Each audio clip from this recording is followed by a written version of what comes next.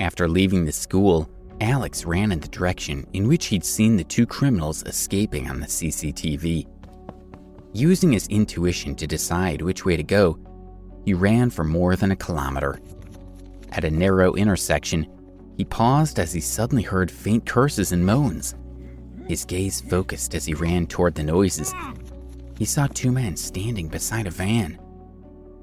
"It's them," Vivian whispered. She had followed Alex, and she recognized the two men from the CCTV film. They were the ones who had taken Monica. Both men had pained expressions on their faces. One was holding himself around the waist, and the other was rubbing his head.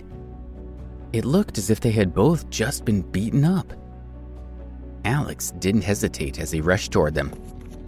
He screamed, "You!" When the men saw Alex charging toward them, clearly wanting to fight with them, their first instinct was to feel insulted but amused. He was clearly very young and no match for them. "What's this?" one of them asked his buddy. "What the hell?" said the other. Before they could get into position, Alex had hurtled up and kicked one of them. The man fell instantly to the ground. "Where's the little girl?" Vivian had already searched the van, but there was no sign of her. "What are you talking about? We don't know anything about a little girl." The man didn't know that Alex had already seen the surveillance cameras. He thought he could bluff his way out of it. "You tell me right now," Alex demanded. Okay, I'll tell you." The man was too scared to lie anymore. "We were taking her to the car, but someone jumped out on us and knocked us down. By the time we could react, he and the girl were already gone." Vivian and Alex's hearts sank when they heard that Monica had been snatched away by someone else. "You must know who it was. I beg you, please stop hitting me. We really don't know who he was. He was so fast. We didn't even see him clearly," the man said tearfully. Alex was At that moment, two police cars arrived. Alex handed the two men over to the officers, who took them to the police station in one car, leaving the other car behind with two other officers. The remaining police officers contacted the traffic department, who told them that on the footage from surveillance cameras, they had been able to spot the suspect taking Monica to a nearby park. Alex, Vivian, and the two police officers went immediately to the park to find them. They had searched fruitlessly for half an hour when suddenly they heard a shout coming from some nearby woods. "Mom, I'm hit," the voice called, then stopped, as if someone had covered the person's mouth. Alex and Vivian both recognized Monica's voice. Vivian faced the direction of the voice and shouted in panic, "Monica!" Alex and the police officers turned around and saw a small copse of trees in front of them. Alex signaled to Vivian to keep quiet. He exchanged glances with the two officers. The three of them moved Vivian behind them and cautiously approached the group of trees. They could hear whispered voices, and he knew that the suspect and Monica were nearby. Suddenly, a bush in front of them moved, and a man in a white mask rushed out. It was Slayer, the masked man whom Alex had injured at the bar a few days previously. Slayer faced Alex and pushed Monica in front of him. "Monica!" Vivian cried out. When she saw her daughter, she tried to rush over to her, but she was stopped by Alex. He looked fearfully at Slayer. He had already witnessed the brutality that this man was capable of, and he knew that this was a very precarious situation. One of them said, "Let go of the little girl right now." Slayer started to say something, but the police had already opened fire. The man was wearing a mask and holding Monica in front of him. In the eyes of the officers, there was no doubt that he was a very dangerous person. Vivian rushed to her and pulled her into her arms, while Alex rushed to Slayer and kneeled on his back to hold him down. "Monica," she cried, but Monica's gaze never left Slayer. She was struggling in her mother's arms to get back to him.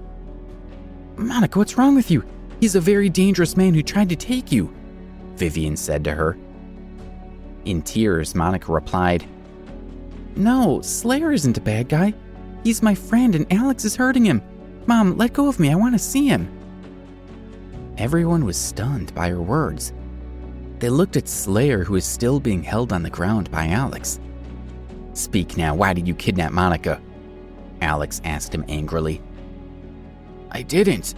I saved her," he replied. "You're still lying." Alex's methods were too aggressive, so the two police officers stopped him. It was their responsibility to interrogate the suspect. However, Slayer continued to insist that he was the one who saved Monica. At that moment, one of the officers' phones rang. After a short conversation, he ended the call and released Slayer. He explained, "The surveillance camera showed that it all happened exactly as he said. This man defeated the two kidnappers and brought Monica here. He had no intention of harming her, and when he heard us shouting, he hid with her to protect her." Hearing what the officer said and watching how Monica reacted to Slayer, Alex and Vivian knew that they had been wrong about him. Vivian let go of Monica's hand, and she looked at him. She said, "Slayer, are you okay? Are you hurt?" He replied calmly, "Don't worry. The police only shot me with banana bullets. It didn't hurt at all." Monica's face lit up. "Banana bullets?" she asked. She walked up to the two police officers and asked one of them, "Mr. Policeman, can I look at your banana bullets? I want to try one and see if it tastes good." Only then did the two officers realize that Monica had some type of learning disability. They smiled and chatted with her for a while. Before leaving, they asked Alex and Vivian to go to the police station later that day to give their statements.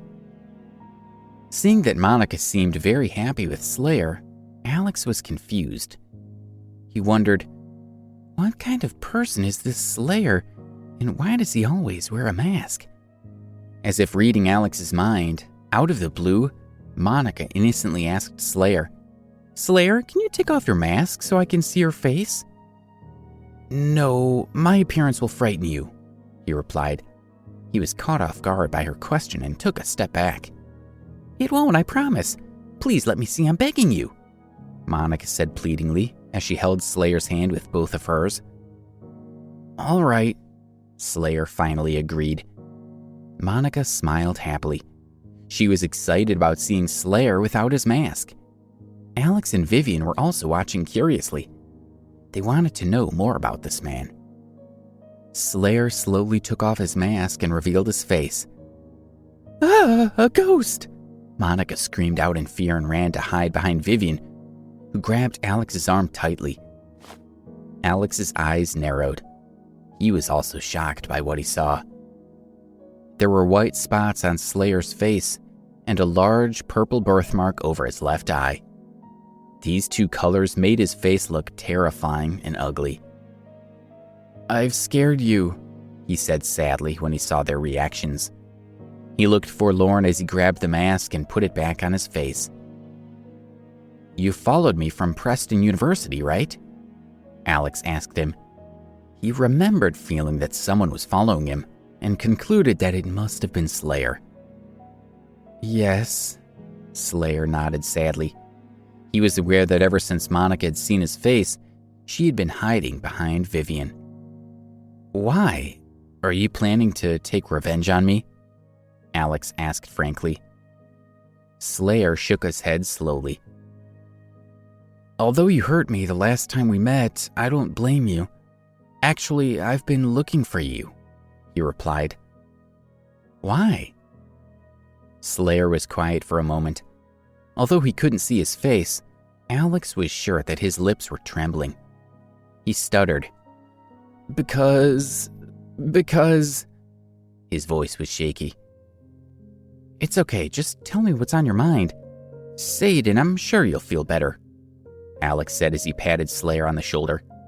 He could tell that he had something he needed to get off his chest. "Because my face is disfigured. Right from when I was young, other kids have always laughed at me. In my town, I was a joke because I wanted to have friends, but no one wanted to play with me. In the end, I was sent to be raised in a monastery, but I was even bullied and mocked there. When I was old enough, I left the monastery to make my own way in life. I tried to get a job, but no one wanted to employ me, and I gave up all hope. Did Henry save you? Alex had guessed that this may be the reason that Slayer was working for him. He nodded and continued with his story. He told me that he could stop people from mocking me. He gave me this mask and told me that if I wear it, I'll be an ordinary person like everyone else and that I'll be able to live a normal life. Do you think he was lying to you? Alex asked worriedly, as he looked at Slayer's weird clothes. At least he stopped me from being mocked by others. I'm much better off now than I was before. I'm satisfied with my life.